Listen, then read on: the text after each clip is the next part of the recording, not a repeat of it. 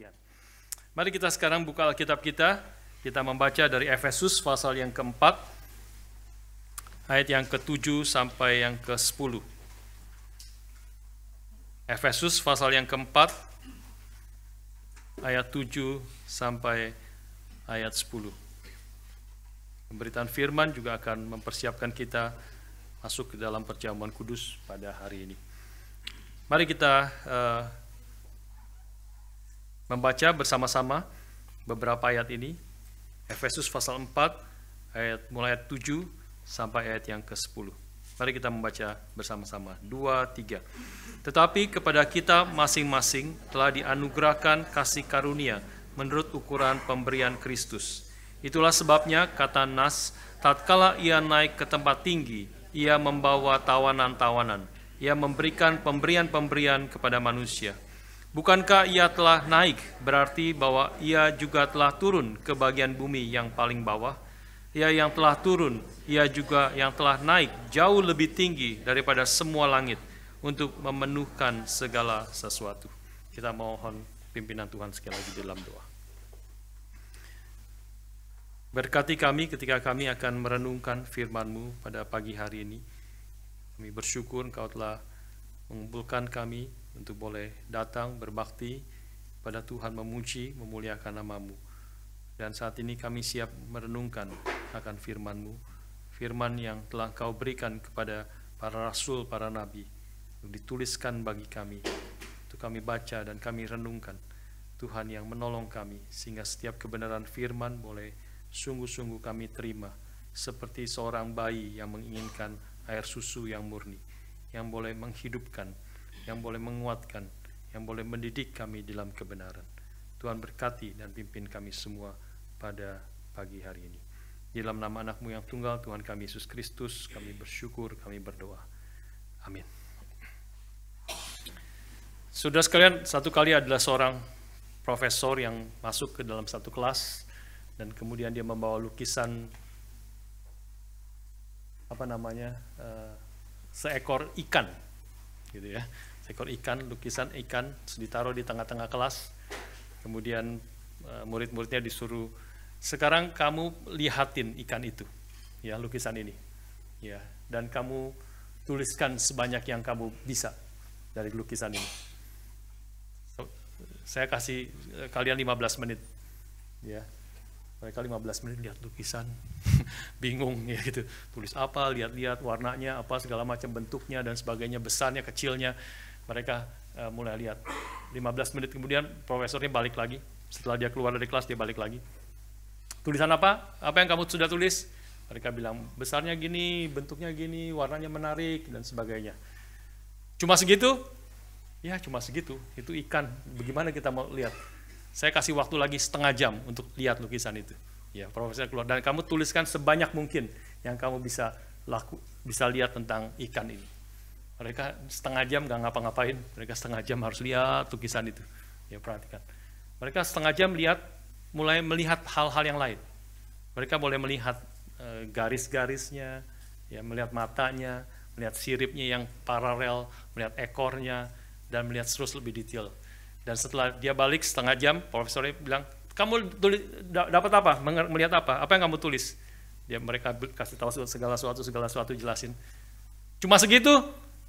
Profesor bilang, oke, saya kasih waktu 1 jam lagi, ya, untuk kalian lihat lukisan itu, ya, dan tuliskan lebih banyak. Ya, mereka mulai lihat 1 jam ke depan, ya, dan baru kira-kira masuk setengah jam lagi, mereka boleh menemukan hal-hal yang sebelumnya mereka tidak lihat. Ya, ketika mereka perhatikan dengan lebih detail, mereka baru melihat hal-hal yang menarik sekali, hal-hal yang sebenarnya ada di dalam lukisan itu yang mereka tidak pernah lihat sebelumnya. Kalau mereka lihat sekilas saja, lihat 1 menit, 2 menit, mereka tidak akan menemukan hal-hal yang detail yang kemudian mereka bisa tuliskan 1 halaman tentang lukisan seekor ikan itu. Ya, saudara sekalian, ini sebenarnya banyak hal yang sering kali dilakukan untuk kita mengerti, melihat akan sesuatu, berhenti sejenak, memikirkan akan hal-hal yang kita perlukan sebenarnya di dalam hidup yang sekarang ini yang penuh dengan distraction, Ya, kita hidup yang penuh dengan distraction, segala sesuatu cepat sekali berubah, ada satu istilah sekarang itu, banyak orang mengalami notification fatigue. Ya, fatigue, kita lelah karena banyak notification, ting ting ting ting ting ting, terus notification, kita semua silent dan sebagainya. Dan bahayanya kadang-kadang juga di gereja sudah tetap terdistract, ya. Makanya bahaya sekali, saya kadang-kadang ya encourage saudara untuk punya Alkitab ini, begitu, Alkitab buku. Karena saudara buka Alkitab atau saudara mau catat, tiba-tiba muncul notification. Saudara akan lihat nggak? Saudara lihat Alkitab ada notification dari orang di Indonesia, di Amerika, di mana ada notification.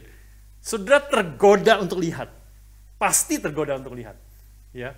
Bahkan di dalam waktu satu minggu sekali kita datang berkumpul, kadang-kadang kita sangat terdistract oleh banyak hal di dalam dunia ini. Dan itu memberi dampak yang besar sekali di dalam hidup kita.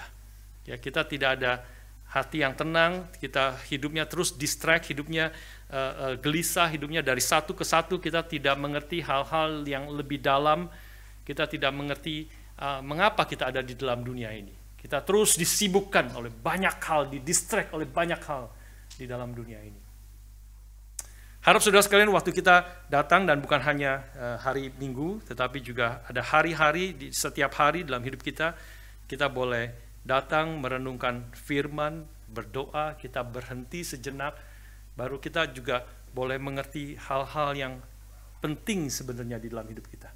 Hal-hal yang kita tidak lihat, ya, tanpa kita mengambil waktu untuk teduh sejenak, untuk pikir, untuk merenungkan, bahkan bukan sejenak, mungkin untuk cukup waktu yang cukup panjang, untuk kita boleh membuka hati kita di hadapan Tuhan, dan kita boleh mengerti secara mendalam dan mendetail di dalam banyak hal-hal hidup yang kita miss tanpa kita berhenti sejenak.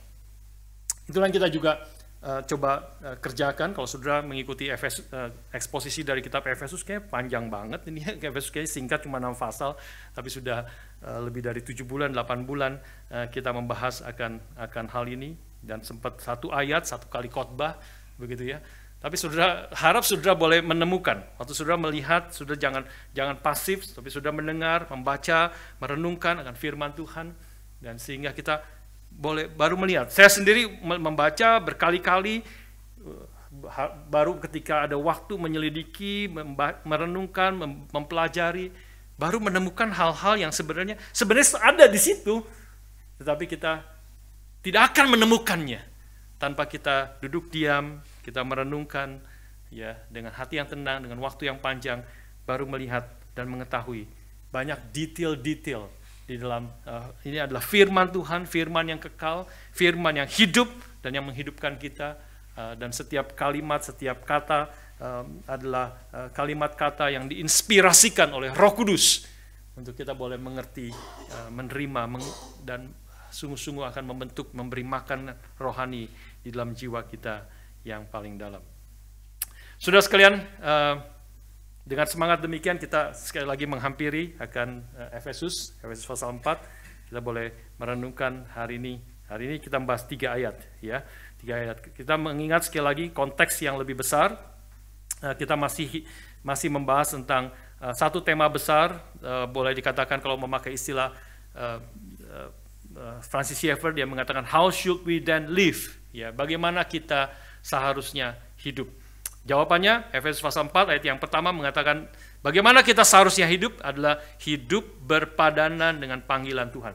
Ya, hidup berpadanan dengan panggilan Tuhan bagi kita, itu jawaban besarnya, itu tema besar yang kita boleh renungkan selama beberapa minggu yang terakhir. Hidup berpadanan dengan panggilan Tuhan. Dan minggu lalu kita melihat salah satu aspeknya, hidup yang berpadanan dengan panggilan Tuhan itu hidup yang seperti apa. Kita diperintahkan untuk berusaha dengan sungguh-sungguh untuk memelihara kesatuan roh. Ya, kita berusaha dengan sungguh-sungguh, make every effort to keep the unity of the Spirit. Kita diperintahkan dan kita sudah renungkan apa artinya berusaha dengan sungguh-sungguh untuk memelihara kesatuan roh. Ya, saya ambil contoh minggu lalu.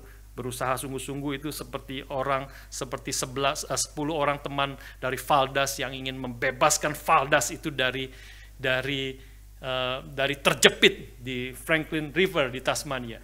Dia terjepit selama 24 jam di arus yang keras, kakinya terjepit. Mereka tarik, mereka berusaha dengan sekuat tenaga, dengan segala cara. Mereka mau tarik. Ya, saya kemarin berhenti di tengah-tengah di yang Springfield, orang mengatakan, Pak Budi kejam. Hanging, cliffhanger. Bagaimana? Mau diangkat, berusaha, berjuang. Ini true story by the way, yang belum dengar, ya true story. Dan mereka berusaha dengan segala cara, tapi tidak bisa dengan pilihannya. Mau pilihannya satu-satunya pilihan adalah potong kakinya. Potong kakinya. Tapi jadi dipotong nggak? Cliffhanger minggu lalu. Pasti sudah banyak yang baca ikutin, dan saudara tahu akhirnya dipotong, betul-betul dipotong. Ya, betul-betul dipotong di dalam air. Ya, sampai di atas lutut. Tapi dia hidup. Ya, somehow anugerah Tuhan, airnya mungkin sangat dingin sehingga mungkin darahnya agak membeku, jadi tidak terlalu banyak darah yang keluar. Ya, jadi sehingga dia masuk di ICU berapa hari, dia hidup. Dia hidup. Ya. Saudara sekalian, itulah berusaha dengan sungguh-sungguh. Itulah make every effort to keep the unity of the Spirit. Ya, kita sudah membahas akan hal itu. Karena apa? Kenapa kita dipanggil? Kenapa kita diperintahkan untuk berusaha dengan sungguh-sungguh memelihara kesatuan iman? Salah satu alasannya adalah karena kita telah dipanggil kepada satu pengharapan. Ya, kepada satu pengharapan. Dan kemudian Alkitab bicara tentang kita adalah memiliki satu Tuhan, kita memiliki satu iman, kita dibaptis dengan satu baptisan, kita memiliki satu Allah dan Bapa dari semua, Allah di atas semua dan oleh semua dan di dalam semua. Ayat yang ke-5 dan yang ke-6 kita membaca, kita dipanggil kepada satu pengharapan. Kita adalah satu tubuh di dalam Kristus. Karena itu biarlah kita berusaha dengan sungguh-sungguh memelihara kesatuan roh.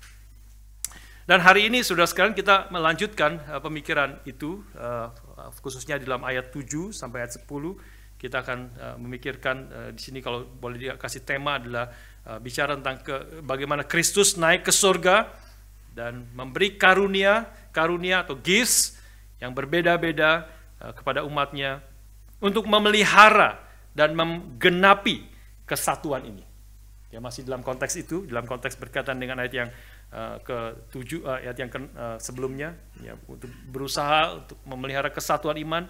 Dan hari ini Kristus naik ke surga memberi karunia yang berbeda-beda untuk memelihara dan menggenapi kesatuan itu di dalam kasih. Di dalam ayat yang ke-14 kita melihat itu, nanti next time kita akan membahas lebih detail. Seluruh karunia akan Tuhan berikan ketika Kristus naik, dia akan memberikan karunia-karunia. Ayat 14 menyatakan tujuannya, sehingga kita bukan lagi anak-anak, bukan ayat 13, bukan 14, ayat 13. Sampai kita semua telah mencapai kesatuan iman dan pengetahuan yang benar tentang anak Allah, kedewasaan penuh dan tingkat pertumbuhan yang sesuai dengan kepenuhan Kristus. Dan yang kita akan renungkan, ini menjadi tujuan Kristus naik ke surga dan memberikan karunia supaya kita mencapai kesatuan iman, pengetahuan yang benar tentang anak Allah, kedewasaan penuh dan tingkat pertumbuhan yang sesuai dengan kepenuhan Kristus. Mari kita lihat beberapa hal ayat-ayat ini dengan lebih detail. Yang pertama, saudara sekalian, ayat 7 dimulai dengan kata tetapi kepada kita masing-masing. Kata tetapi memberi kepada kita pengertian, ada kontras dengan kalimat sebelumnya. Ya, kalimat sebelumnya bicara tentang 7 hal, satu, 7 ones, ya. Satu tubuh, satu roh. Ayat 4, dipanggil bukan satu pengharapan, satu Tuhan, satu iman, satu baptisan, satu Allah, dan seterusnya. Jadi berbicara tentang kita adalah sebagai umat Tuhan, kita adalah satu. Bicara menekankan akan kesatuan. Tetapi ayat yang ke-7 mulai dengan kata, tetapi kepada kita masing-masing telah dianugerahkan kasih karunia menurut ukuran pemberian Kristus. Nah, ini mau menegaskan ternyata di dalam hal yang satu itu bicara tentang kesamaan, kita semua satu di dalam Tuhan, kita satu tubuh, satu iman, satu baptisan. Ternyata yang disebut sebagai satu gereja itu, satu umat Tuhan, di dalamnya banyak keragaman. Ya, karena itu tetapi kepada kita masing-masing ya berbeda-beda. Telah dianugerahkan kasih karunia menurut ukuran karunia Kristus atau pemberian Kristus. Jadi ukuran yang berbeda-beda pada orang-orang jemaat anggota gereja Tuhan yang berbeda-beda. Ayat 16 juga menegaskan akan hal itu. Dan daripadanya lah seluruh tubuh. Kita tubuhnya, seluruh tubuh itu dari Kristus yang adalah kepala gereja. Kemudian rapi tersusun, diikat menjadi satu oleh pelayanan semua bagiannya sesuai dengan kadar pekerjaan tiap-tiap anggota. Sesuai dengan kadar pekerjaan tiap-tiap anggota. Tiap anggota memiliki kadar pekerjaan yang berbeda-beda. Jadi Tuhan memberikan karunia yang berbeda-beda kepada masing-masing anggotanya. Ini menjadi sesuatu yang menolong kita mengerti bahwa untuk memelihara persatuan ini dan di dalam yang disebut kesatuan ini, di dalamnya ada diversity yang berbeda-beda. Dan Tuhan memberikan karunia yang berbeda-beda masing-masing dan kemudian tetapi semuanya adalah bersatu di dalam satu tubuh, bersatu di dalam satu Tuhan, bersatu di dalam satu roh, dan kemudian kita boleh saling menguatkan, membangun, mengalami persatuan itu, persatuan yang berlimpah, bukan sama semuanya. Yang disebut persatuan, kesatuan itu bukan sama semuanya, justru di dalam perbedaan itu ada persatuan, ada hal yang sama, tetapi dalam kesatuan itu ada keragaman perbedaan yang indah yang Tuhan sediakan bagi kita. 1 Petrus 4 ayat 10, boleh dimunculkan satu ayat di sini mengatakan, layanilah seorang akan yang lain sesuai dengan karunia yang diperoleh tiap-tiap orang sebagai pengurus yang baik dari kasih karunia Allah. Ini kasih karunia itu anugerah, kita bisa pakai istilahnya anugerah. Ini semua adalah anugerah Tuhan, ayat yang ke-7 bicara tentang juga anugerah Tuhan, tetapi diberikan ada karunia yang berbeda-beda. Ya, sesuai dengan karunia yang telah diperoleh tiap-tiap orang sebagai pengurus yang baik dari kasih karunia Allah. Setiap orang yang berbeda-beda diberikan, ini adalah anugerah Tuhan, kasih karunia Allah, tapi diberikannya dengan memberikan karunia yang berbeda-beda kepada setiap anggota. Dan setiap anggota yang diberi karunia yang berbeda-beda itu dipakai untuk melayani satu dengan yang lain. Bukan untuk menyombongkan diri, bukan untuk menyatakan kehebatan saya. Ini adalah karunia dari Tuhan. Ini adalah anugerah daripada Tuhan. Dan Tuhan berikan untuk supaya kita melayani satu dengan yang lain di dalam Tuhan. Nah inilah saudara sekalian, baik jenis, baik jumlah, kita boleh diberikan oleh Tuhan yang berbeda-beda, dan seluruh tujuannya adalah untuk kita boleh melayani satu dengan yang lain, membangun satu dengan yang lain di dalam Kristus. Saudara sekalian, ini tentu tema yang tidak asing, kita sudah sering bertemu dengan tema ini, unity and diversity, ada kesatuan, kita satu tubuh, satu Allah, satu Bapa, tapi dalam satu tubuh itu seperti tubuh memiliki banyak anggota yang berbeda-beda. Ya, ada kaki, ada tangan, ada mata, ada telinga, dan sebagainya. Tetapi yang menarik yang kita boleh lihat di dalam Efesus pasal yang keempat ini, hal ini dikontraskan di dalam 7 hal yang satu itu. Ya, sebelumnya, konteks sebelumnya bicara tentang seluruhnya satu, ada 7 hal yang sama, yang satu tubuh, satu roh, satu Bapa, satu Tuhan, dan seterusnya.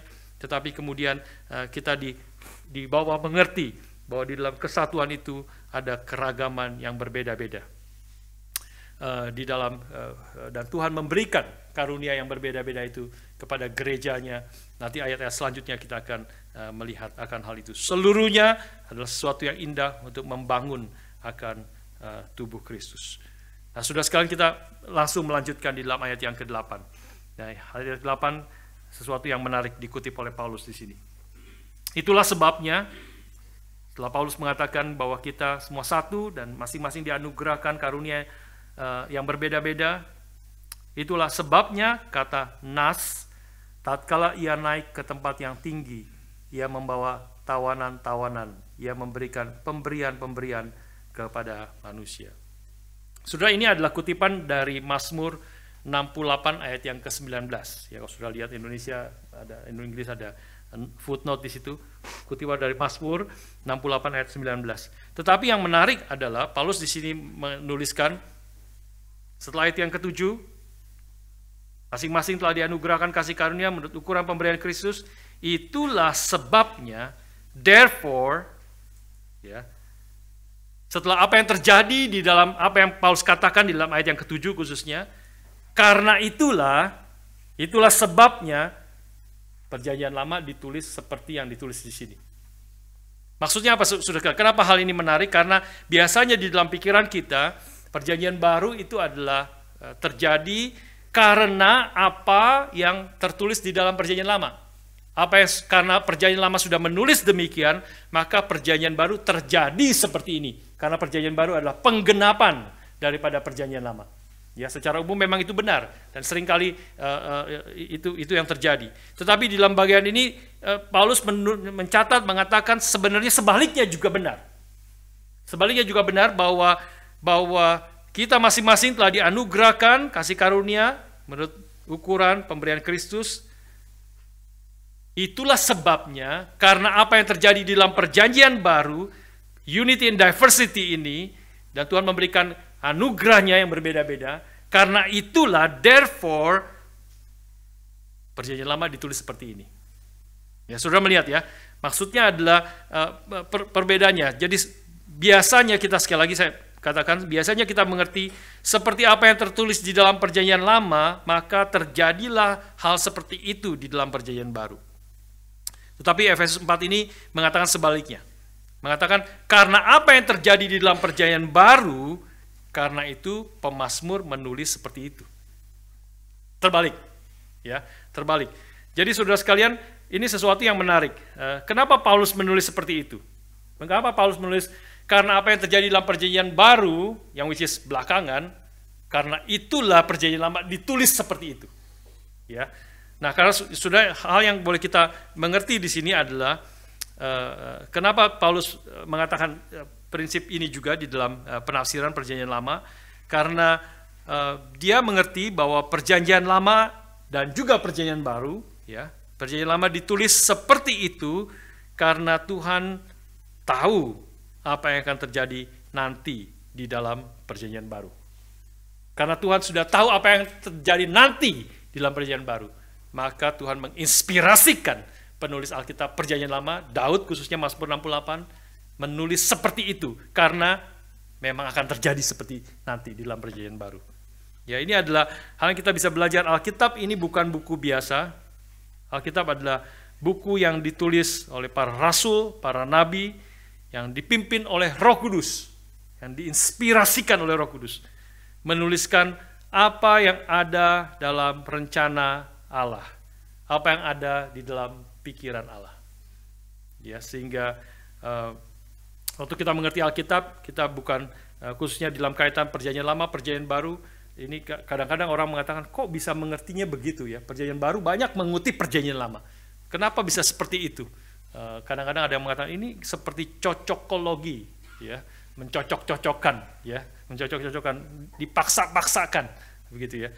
Tidak, saudara sekalian, kalau kita melihat akan seluruh Alkitab, maka ini adalah para rasul dan para nabi yang diinspirasikan oleh penulis yang sama, ya, the great author, yaitu Roh Kudus yang memimpin baik orang-orang perjanjian baru, baik orang-orang perjanjian lama, yang dipimpin oleh Roh Kudus untuk menyatakan di dalam konteks mereka, di dalam sejarah hidup mereka, di dalam ada konteks yang unik di dalam hidup mereka, tetapi seluruhnya dipimpin oleh Roh Kudus, roh kebenaran itu, sehingga mereka boleh menuliskan kebenaran-kebenaran. Jadi kalau sudah melihat prinsip ini, maka roh yang sama yang menginspirasikan baik perjanjian lama maupun perjanjian baru. Jadi bisa saja Tuhan menginspirasikan perjanjian lama ditulis seperti demikian, karena itu nanti digenapi di dalam perjanjian baru. Memang itulah seperti apa yang ditulis, seringkali begitu, seperti apa yang tertulis di dalam perjanjian lama, maka terjadilah apa yang kemudian di dalam perjanjian baru. Tapi sebaliknya juga benar, ya, bahwa perjanjian baru terjadi, kemudian kenapa ini bisa terjadi? Karena ini sudah terjadi dalam rencana Tuhan, maka perjanjian lama ditulis seperti demikian, karena itu sudah pasti terjadi. Inilah prinsip firman Tuhan. Bahkan kadang-kadang perjanjian lama mengatakan tentang hal-hal yang bersifat nubuat, tentang apa yang akan terjadi nanti, tapi memakai istilah past tense. Memakai past tense. Jadi tentu yang kita tahu persis apa yang ditulis itu belum terjadi, baru terjadi nanti di dalam perjanjian baru. Tetapi memakai istilah banyak nubuatan perjanjian lama itu memakai tensisnya adalah past tense, seolah-olah itu sudah terjadi. Karena memang firman Tuhan prinsipnya seperti demikian. Apa yang Tuhan katakan, itu pasti terjadi. Tidak ada yang bisa melawan. Ini adalah firman Tuhan. Ini adalah kehendak Tuhan. Dia berdaulat atas segala sesuatu. Maka semua yang dia katakan sampai sedetail-detailnya. Tuhan Yesus mengatakan tidak ada satu iota pun yang akan dihapus. Sampai semuanya tergenapi. Semua perkataan Tuhan itu akan terjadi di dalam kehidupan kita. Ya. Dan ketika Tuhan berkata, it is as good as it is done. It is happened. Karena ini adalah perkataan Tuhan yang tidak pernah salah, tidak pernah kosong, seperti perkataan kita. Kita kadang-kadang salah, kita kadang-kadang perkataan yang kosong, perkataan kita adalah perkataan yang sebut ngomong besar, realitanya lebih besar dari ngomongan kita lebih besar daripada realitanya. Tapi perkataan Tuhan tidak. Perkataan Tuhan adalah pasti terjadi. Itulah sebenarnya, itulah realita sesungguhnya. Itulah yang karena itu kita boleh memegang. Kita boleh dengan sepenuh hati memegang firman Tuhan. Kita dengan sepenuh hati membaca, merenungkan firman Tuhan. Tadi seperti doa saya, seperti seorang bayi yang haus akan air susu ibunya. Dia satu-satunya yang akan menghidupkan dia. Yang akan menopang dia. Dia menginginkan dia tidak makan yang lain, tidak minum yang lain. Dia minum air susu ibunya. Itulah yang akan memberi nutrisi bagi dia. Yang akan menopang seluruh kehidupan dia. Biarlah kita sungguh-sungguh membaca, merenungkan firman Tuhan. Menyadari inilah firman yang hidup dan firman yang kekal. Begitu banyak Alkitab. Nanti saudara-saudara kita akan pergi ke Timor, ke NTT, ke TTS. Itu mereka akan temanya juga tentang doktrin Alkitab. Mereka pergi ke ratusan sekolah, ke puluhan ribu anak memberitakan firman Tuhan dengan satu konsep, menyadari ini adalah firman yang hidup, firman yang kekal. Mereka pergi modalnya cuma satu, mereka pergi memberitakan firman Tuhan. Kalau tidak ada firman Tuhan, mereka tidak bisa pergi.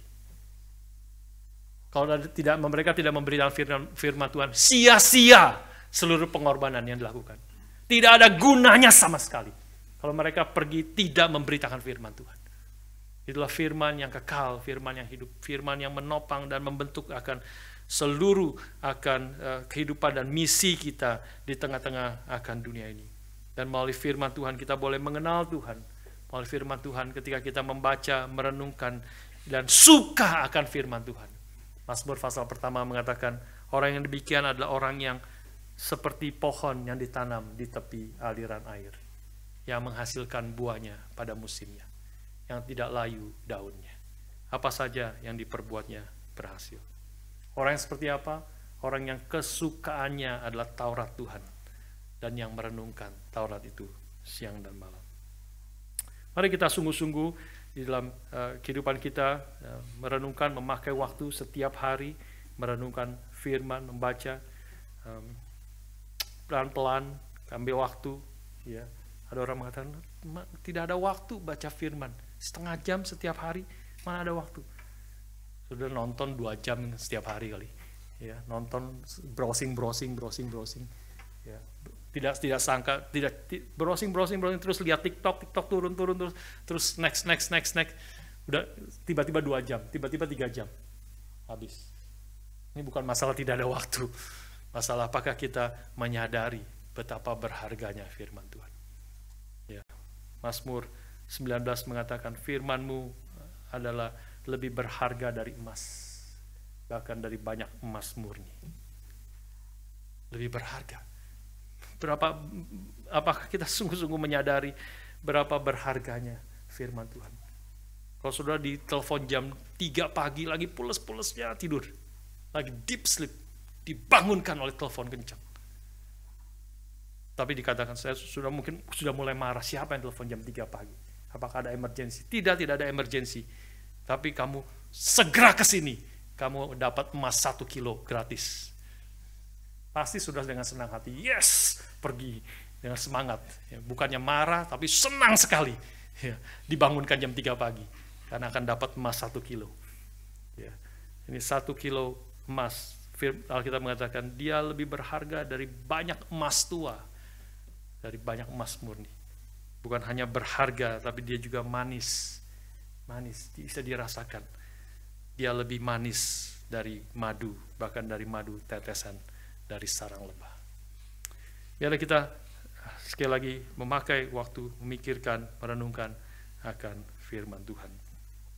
Inilah yang hal yang pertama yang boleh kita lihat bersama. Kita masuk sekarang lebih detail dalam kutipan Mazmur 68 ini. Mengapa Paulus mengutip Mazmur 68 ini secara khusus? Ya, karena dia ingin menjelaskan, kita membaca, merenungkan, dia ingin menjelaskan kapan Kristus itu memberi karunia-karunia kepada kita. Ayat ke-7 ya, bicarakan kita masing-masing telah dianugerahkan kasih karunia menurut ukuran pemberian Kristus. Tuhan Kristus memberikan karunia kepada kita, tapi Paulus ingin bertanya, memikirkan, menjelaskan kapan Kristus itu memberikan karunia-karunia ini kepada kita dan apa tujuannya dia memberikan itu kepada kita. Karena itu dia melihat Mazmur 68. Dia mengatakan, kita melihat beberapa arti di sini. Dia mengatakan waktu tatkala ia naik ke tempat yang tinggi, ia membawa tawanan-tawanan, dia memberikan pemberian-pemberian atau karunia-karunia kepada manusia. Paulus mau menegaskan di sini yang pertama adalah Kristus itu adalah Allah itu sendiri. Dia menjelaskan dalam selanjutnya bicara tentang dia telah tatkala ia naik ke tempat tinggi. Mazmur bicara, Daud menuliskan bicara tentang Allah itu sendiri yang dia melalui mesbah Allah itu, melalui the Ark of the Covenant itu dibawa ke gunung, ke tempat yang tinggi, bicara tentang kehadiran Allah itu sendiri. Tapi Paulus mengatakan ini bicara tentang Kristus, dia menafsirkan ini adalah Kristus itu sendiri tatkala ia naik ke tempat tinggi, berarti Kristus adalah Allah itu sendiri. Yang kedua, ketika dia naik, berarti Paulus mengatakan ketika dia naik ke tempat yang tinggi, berarti dia juga harus turun dulu. Dia harus turun. Kalau dia Allah, dia selalu di tempat yang tinggi. Bagaimana dia naik kalau dia tidak turun dulu? Yaitu ayat 9 dia menjelaskan. Bukankah ia telah naik, berarti bahwa ia juga telah turun ke bagian bumi yang paling bawah. Ia telah turun. Bagian bumi yang paling bawah ada banyak yang penafsiran tentang apa artinya bagian bumi yang paling bawah. Saya secara boleh simpulkan secara cepat saja bahwa setuju dengan penafsiran ESV. ESV mengatakan bahwa dia telah turun to the lower regions, the earth. He has descended to the lower regions, the earth. Ya, maksudnya waktu bicara tentang bagian bumi yang paling bawah, ya simply dia datang ke dalam dunia. Dia datang ke dalam dunia. Dia menjadi sama dengan manusia. Yang seperti digambarkan Filipi pasal kedua, meskipun dia setara dengan Allah, dia tidak menganggap kesetaranya dengan Allah sebagai milik yang harus dipertahankan. Tapi dia mengosongkan dirinya menjadi manusia, turun menjadi hamba dan melayani dalam keadaannya sebagai manusia, taat sampai mati di atas kayu salib. Saya rasa itu gambaran tentang dia yang telah naik itu, berarti juga dia telah turun terlebih dahulu ke bagian bumi yang paling bawah. Dan melalui kematiannya, dan kemudian melalui akhirnya dia naik ke atas surga, menyatakan kemuliaannya, kebangkitannya, dan naik ke surga, duduk di sebelah kanan Allah, maka Kristus telah mengalahkan musuh-musuhnya dan menjadikan mereka tawanan. Ini yang mau ditegaskan di sini, kita mengerti. Paulus mengutip bagian ini, tatkala ia naik ke tempat tinggi, ia membawa tawanan-tawanan. Melalui kedatangan ke dalam dunia, berarti dia telah turun. Melalui kematiannya, penderitaannya, taat sampai mati di atas kayu salib bagi kita. Maka Tuhan memberikan nama di atas segala nama. Dia telah dibangkitkan, dan dia naik ke surga, duduk di sebelah kanan Allah. Pada waktu dia menyatakan kemenangannya, dia membawa tawanan-tawanan setelah dia mengalahkan dosa, sekali dia mengalahkan setan dan dia mengalahkan kematian, maka musuh-musuhnya yang telah dikalahkan itu sekarang ditawan, dikalahkan oleh Tuhan. Kolose pasal 2, ini penafsiran bukan imajinasi saya, ini adalah berdasarkan Alkitab. Kolose pasal 2 ayat 13-15 mengajarkan kepada kita, memberi pengertian seperti ini kepada kita. Mari kita baca bersama-sama ayat yang tertulis lagi. Kolose 2, 13-15. Kamu juga, meskipun dahulu mati oleh pelanggaranmu, dan karena tidak disunat secara lahiriah, telah dihidupkan Allah bersama-sama dengan Dia, sesudah Ia mengampuni segala pelanggaran kita, dengan menghapuskan surat hutang, yang oleh ketentuan-ketentuan hukum mendakwa dan mengancam kita, dan itu tiadakannya dengan memakukannya pada kayu salib. Ia telah melucuti pemerintah-pemerintah dan penguasa-penguasa, dan jadikan mereka tontonan umum dalam kemenangannya atas mereka. Melalui kematiannya di atas kayu salib, dia telah melucuti pemerintah, ada hukum yang menuntut kita, ada setan yang menuntut kita melalui hukum Taurat. Engkau telah berdosa, seperti firman Tuhan katakan sendiri, upah dosa adalah maut.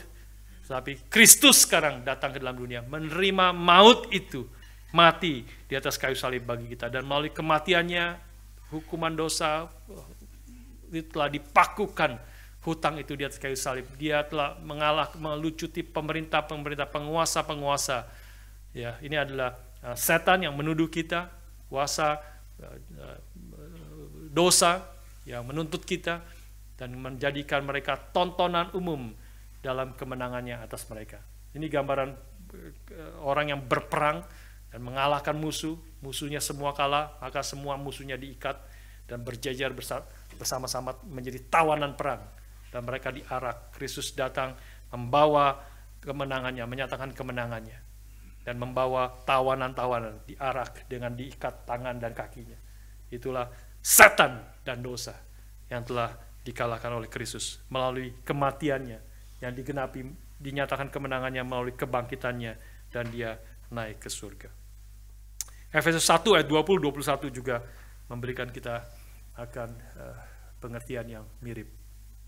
Yang dikerjakannya di dalam Kristus, bersama-sama sekali lagi, yang dikerjakannya di dalam Kristus dengan membangkitkan dia dari antara orang mati dan mendudukan dia di sebelah kanannya di surga, jauh lebih tinggi dari segala pemerintah dan penguasa dan kekuasaan dan kerajaan dan tiap-tiap nama yang dapat disebut, bukan hanya di dunia ini saja, melainkan juga di dunia yang akan datang. Ya, authority and government, ya, jauh lebih tinggi dari segala pemerintah dan penguasa dan kekuasaan di tengah-tengah dunia ini. Authority and power of this world. Dia melalui kematian dan kebangkitannya, dia menyatakan kemenangannya, dan dia dinaikkan, menyatakan kebesaran kemuliaannya di tempat yang tinggi. Itu hal yang kedua yang sudah sekalian kita bicara tentang Kristus naik ke surga, berarti dia telah turun, melalui turun dia telah mengalahkan maut, dinyatakan kemenangannya melalui kebangkitannya. Yang ketiga, kenapa Paulus mengutip pasal Mazmur 68 ini, kita melihat juga, dan ketika dia dimuliakan, dia naik ke surga, duduk di sebelah kanan Allah, maka Kristus memberikan karunia-karunia kepada manusia.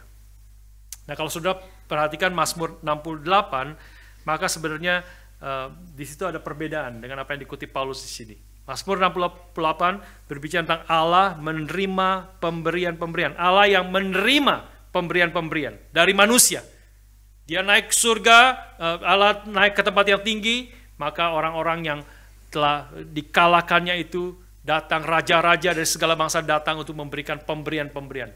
Ini menyatakan akan kemuliaan daripada Allah yang adalah memang nanti akan terjadi juga di dalam ketika Kristus datang kedua kali. Tetapi dalam bagian ini Paulus mau menegaskan, Paulus menafsirkan ketika Kristus dimuliakan, dia naik ke surga, duduk di sebelah kanan Allah, dia dipermuliakan, betul, dia diberikan nama di atas segala nama, semua lutut akan bertelut, semua lidah akan mengaku Yesus adalah Tuhan. Tapi ketika Kristus dipermuliakan, hal ini juga sebenarnya terjadi bukan hanya untuk kemuliaan Tuhan, tetapi juga untuk kebaikan daripada manusia. Dia memberikan pemberian-pemberian kepada manusia. Ketika dia naik di surga, dipermuliakan, maka dia memberikan pemberian-pemberian, karunia-karunia kepada manusia. Untuk kebaikan manusia dan sekaligus untuk kemuliaan akan namanya. Inilah saudara sekalian dikatakan di dalam Filipi 2 ayat 9-11. Saya kutip, kita melihat secara nyata Filipi 2 ayat 9-11. Ketika dia turun ke dalam dunia, mati di atas kayu salib, ayat 9 mengatakan, itulah sebabnya Allah sangat meninggikan Kristus dan mengaruniakan kepadanya nama di atas segala nama. Supaya dalam nama Yesus bertekuk lutut segala yang ada di langit, yang ada di atas bumi, yang ada di bawah bumi, dan segala lidah mengaku Yesus Kristus adalah Tuhan bagi kemuliaan Allah Bapa. Saudara sekalian, Paulus mau menegaskan di sini, memang Kristus dimuliakan, ditinggikan ketika dia naik ke surga, duduk di sebelah kanan Allah. Tetapi ketika dia ada di sana, dia juga, hal itu bukan hanya untuk kemuliaan kebesaran namanya, tapi dia naik ke surga untuk memberikan akan karunia-karunia kepada kita. Dia mengutus rohnya yang kudus, dan melalui rohnya yang kudus, manusia menerima berbagai macam karunia yang diperlukan oleh kita, untuk kebaikan kita, untuk membangun tubuh Kristus, untuk menyatakan kemuliaannya juga melalui tubuhnya di tengah-tengah dunia ini. Inilah sukacita kita. Ya, Paulus mau menegaskan inilah kepuasan hidup yang penuh di dalam Tuhan. Karena ketika hidup kita dipakai untuk mempermuliakan Tuhan, meninggikan Dia, menyadari Dia adalah Tuhan yang mulia, lidah kita mengaku Yesus adalah Tuhan, lutut kita bertelut menyadari Dia adalah Tuhan di atas segala Tuhan. Maka sebenarnya itu bukan hanya menyenangkan Tuhan, itu bukan hanya kehendak Tuhan yang mulia itu, tetapi itu juga untuk kesukacita hidup kita, untuk kepuasan hidup kita, karena memang kita diciptakan untuk Dia. Kita diciptakan untuk mempermuliakan Dia. Agustinus mengatakan, Engkau telah menciptakan kami untuk dirimu, dan hati kami akan terus gelisah sampai kami menemukan sukacita, damai, sejahtera di dalam Engkau. Yaitu hidup mempermuliakan Tuhan, hidup meninggikan Tuhan, maka itu hidup yang berkenan kepada Tuhan, hidup yang mempermuliakan Dia, tetapi juga hidup yang membawa sukacita yang besar bagi kita. Hidup yang berkelimpahan yang Tuhan janjikan kepada kita. Sebaliknya jika kita hidupnya tidak mau mempermuliakan Tuhan, ya, maka kita bukan hanya melawan Tuhan, tapi juga kita sedang menghancurkan hidup kita sendiri. Karena Tuhan menciptakan kita di dalam diri kita ada. Yang paling mendasar, yang paling utama adalah untuk meninggikan dan mempermuliakan Tuhan. Itulah Westminster Shorter Catechism, pertanyaan pertama. What is the chief end of man? Which is to glorify Him and to enjoy Him forever. Tujuan paling utama dalam hidup manusia adalah mempermuliakan Dia dan menikmati Dia selamanya. Kalau kita tidak mau mempermuliakan Dia, kita hidup untuk diri kita sendiri, untuk kesenangan diri kita sendiri, untuk keinginan diri kita sendiri. Kita bukan hanya melawan Tuhan, tapi kita sedang menghancurkan hidup kita sendiri. Saya menyaksikan banyak ketemu orang yang seperti demikian. Termasuk ada orang yang baru menikah, yang kemudian hidupnya mau menyenangkan dirinya sendiri, menginginkan apa yang dia inginkan sendiri. Dia begitu egois, begitu selfish. Dia tidak memikirkan istrinya, tidak memikirkan keluarga besar. Dia mau melakukan apa yang dia ingin lakukan yang bertentangan dengan firman Tuhan. Dia tahu itu jelas bertentangan dengan firman Tuhan. Saya katakan kepada dia, engkau bukan hanya melawan Tuhan. Engkau bukan hanya menghancurkan hidup istrimu, keluarga besarmu. Engkau sedang menghancurkan hidupmu sendiri. Kau pasti akan hancur hidupmu. Kalau kamu hidup hanya untuk menyenangkan dirimu sendiri, bukan untuk mempermuliakan Tuhan. Tuhan Yesus sendiri mengatakan barang siapa mau menyelamatkan nyawanya, dia justru akan kehilangan nyawanya. Kalau engkau mau menyelamatkan nyawamu adalah hidup untuk diriku sendiri. Itu kemarin saya sebut dalam pernikahan Daniel dan Nadia, Kalau hidup orang dalam pernikahan, aku hidup untuk kepuasan diriku sendiri, untuk memenuhi kebutuhanku sendiri, untuk boleh mengisi hidupku yang kosong. Maka itu adalah dia akan bukan hanya menghancurkan hidup orang lain, dia akan kehilangan nyawanya. Dia akan justru kehilangan nyawanya. Tapi Tuhan Yesus mengatakan, tetapi barang siapa kehilangan nyawanya karena aku. Nah itu hal yang penting. Kehilangan nyawa karena Kristus hidup, ingin mempermuliakan Tuhan, mentaati Tuhan seumur hidupnya.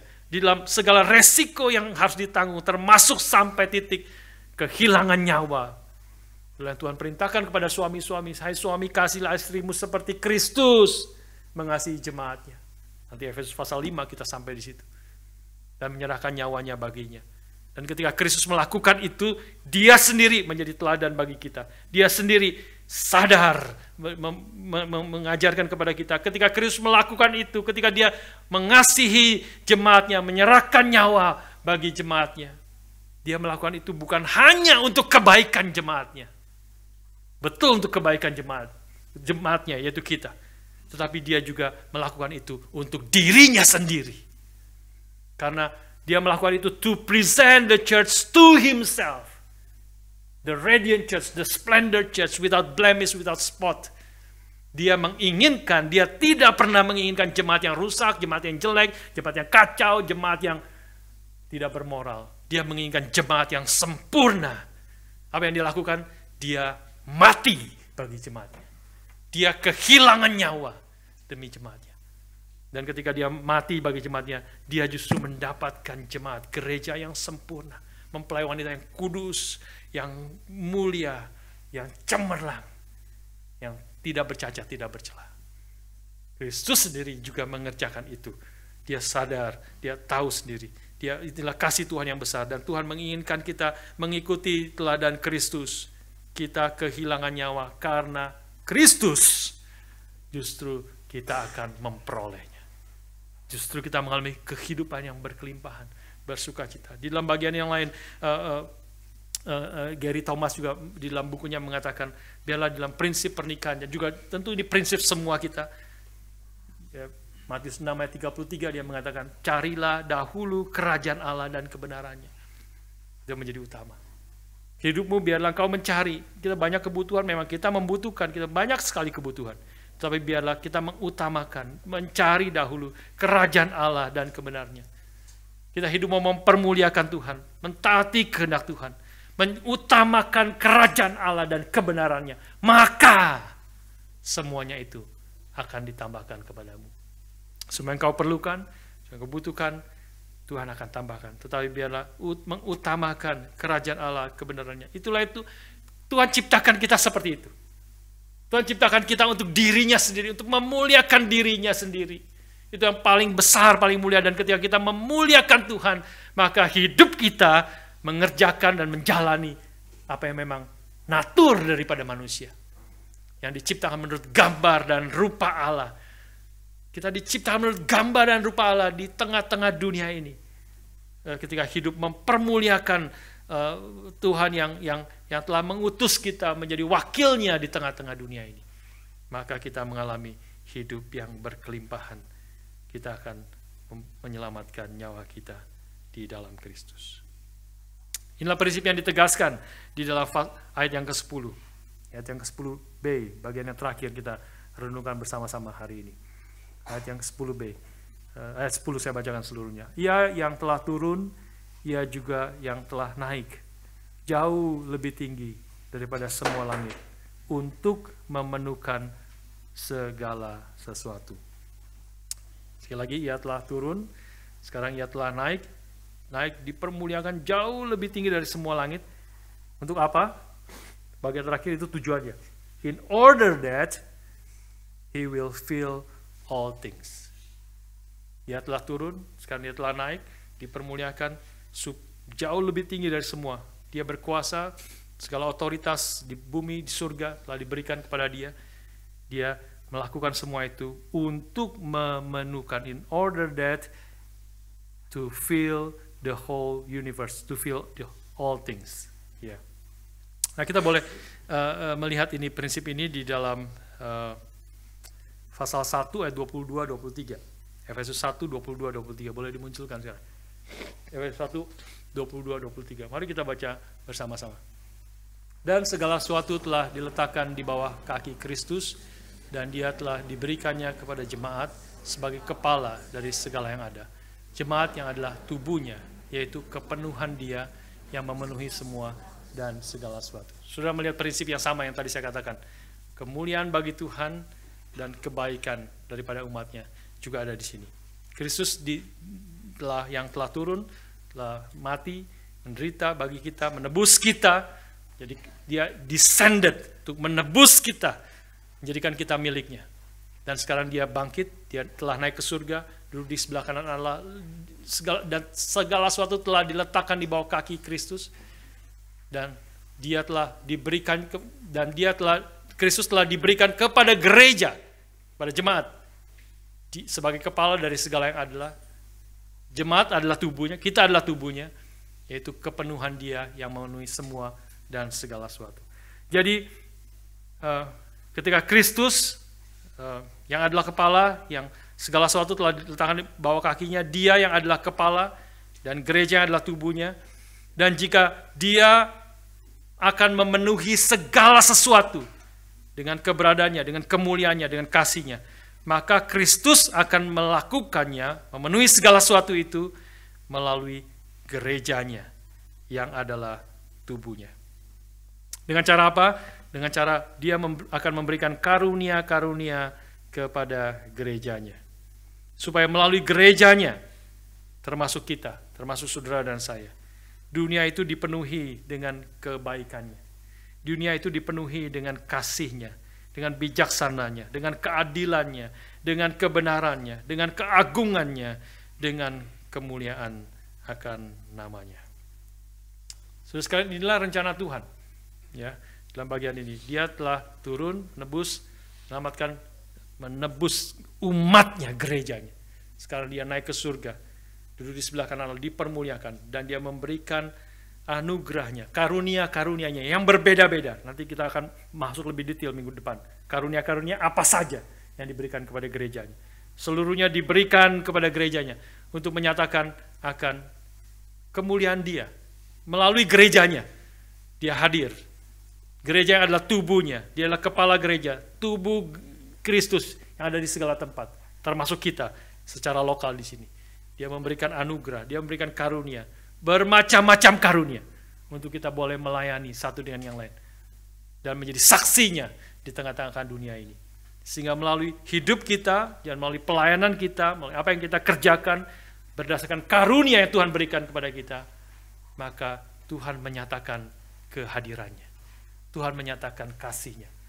Orang-orang di luar sana bisa mengalami kasih Tuhan melalui hidup kita, melalui perkataan kita, mengalami kebaikan Tuhan, mengalami akan bijaksana Tuhan, mengalami akan kebenaran Tuhan, mengalami akan pengorbanan, keagungan, kemuliaannya yang boleh nyata di dalam gerejanya. Dia ingin memenuhi segala sesuatu dengan dirinya sendiri, tapi dia memakai gerejanya.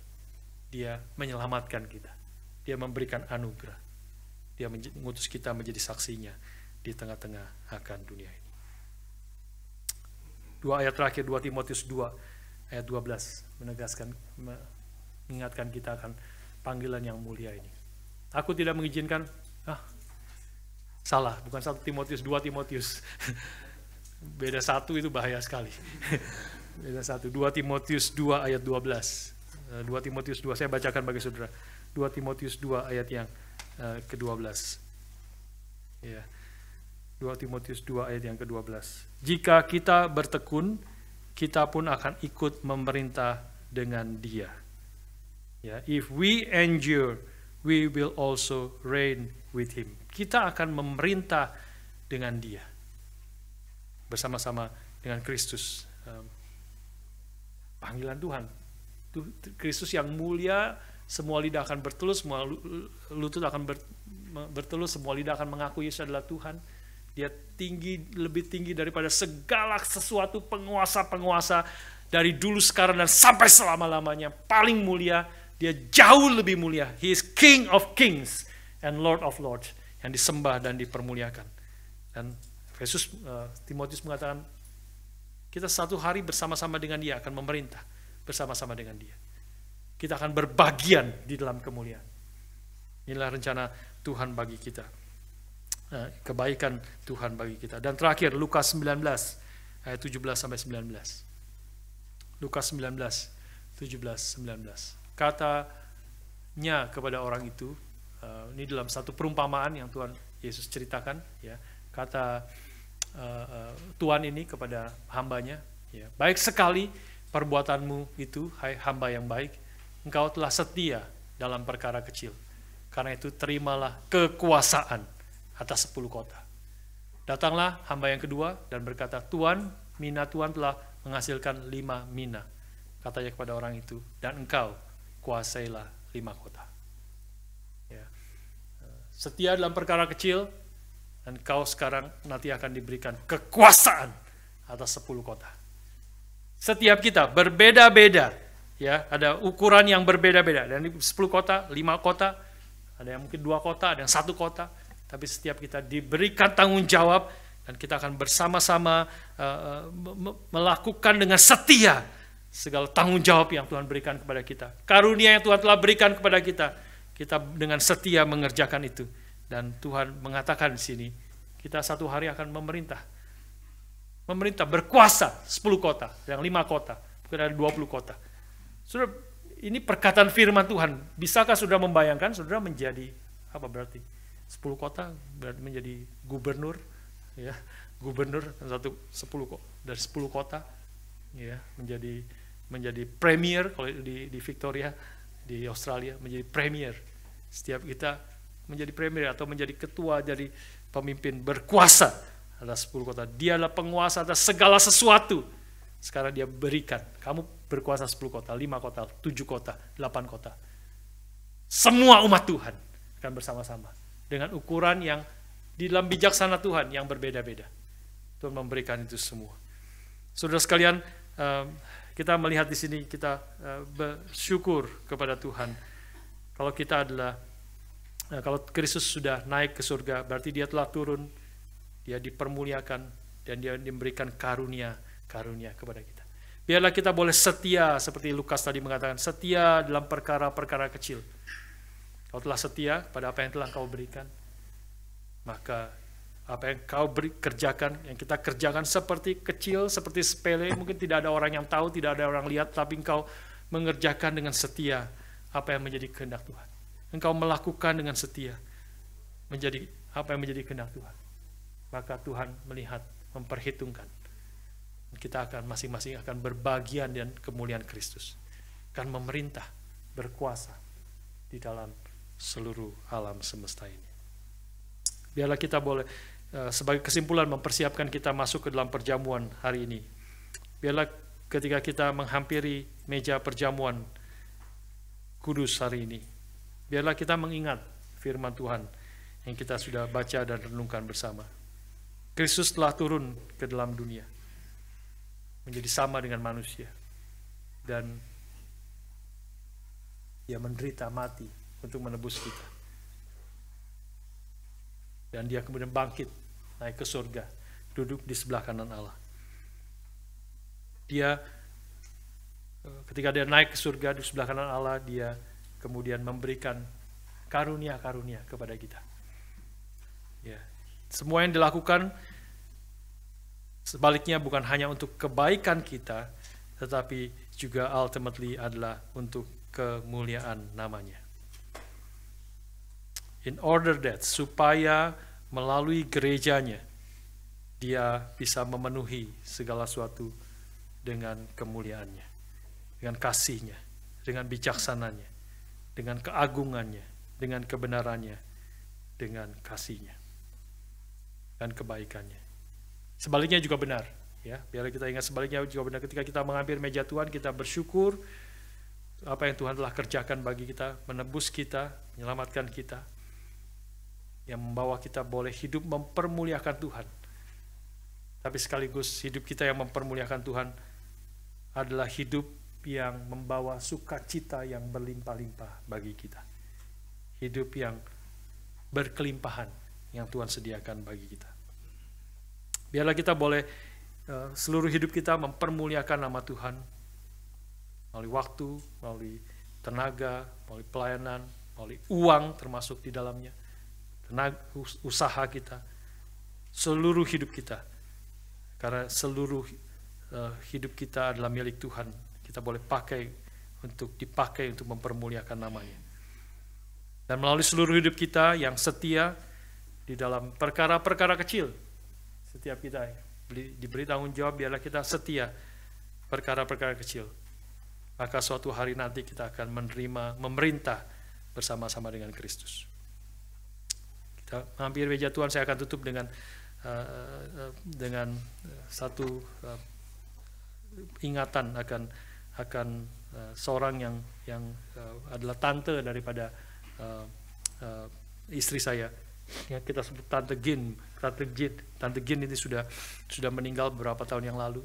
Tapi dia seorang yang setia, seumur hidupnya dia hidup melayani Tuhan.